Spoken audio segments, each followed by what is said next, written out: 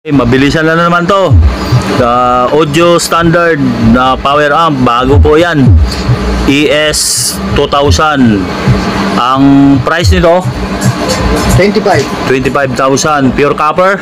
Yes. Tapos ang watts 1K. 1,800 watts. 135 ang back. 135 ang back supply. 24 capacitor. 24 ang kapasitor. Okay. Ayan ang likod ng audio standard. Oh.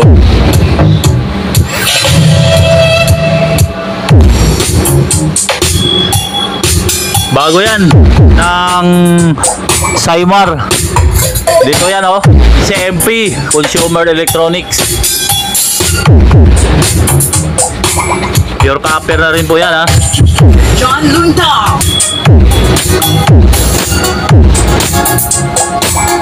Ayan po haba niya oh. Lumalabas na 65 cm. 65 cm po. Ano? John Lunta. And